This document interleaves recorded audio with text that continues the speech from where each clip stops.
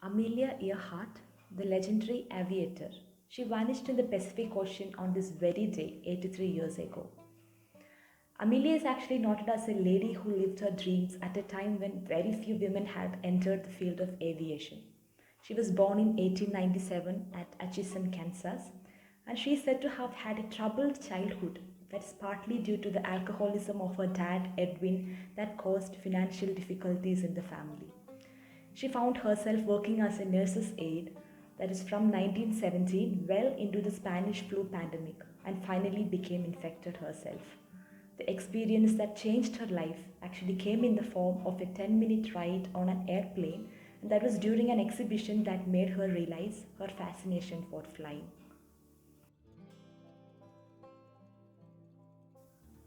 Amelia worked a variety of jobs to save for her pilot's education, and she went to great lengths to learn flying from her instructor, Anita Snook, who herself was a pioneer aviator. And Amelia became the 16th woman to earn a flying license in the United States. And though she earned her flying license, she was still plagued by the financial difficulties that made her drop out of her studies. And her first break came after Charles Lindbergh made the first solo flight across the Atlantic. And Amelia expressed a desire to follow, that is, by becoming the first woman to make a transatlantic flight as a passenger. She did not do any of the flying owing to her lack of knowledge in instrument based flying. In 1931, she married publisher George Putnam, an organizer of the flight. And in 1932, she became the first woman to fly non-stop solo across the Atlantic in her Lockheed Vega 5B, for which Amelia received the Distinguished Flying Cross from the US Congress. She again went on to set many other aviation records, including the first aviator to fly solo from Hawaii to Oakland in California. She began planning for a world flight while at the Purdue University in 1935 and initially planned to fly west in a roughly equatorial route.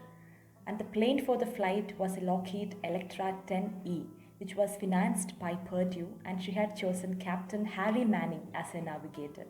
However, later on, Fred Noonan was added as a second navigator for the journey. The first attempt ended in failure when a plane suffered damage during takeoff from Hawaii on the second leg of the journey. And this led to a reversal of plans, with the second attempt being done by flying towards the east. And she was accompanied by Fred Noonan in the second attempt, and they flew across Europe and Asia and touched Australia.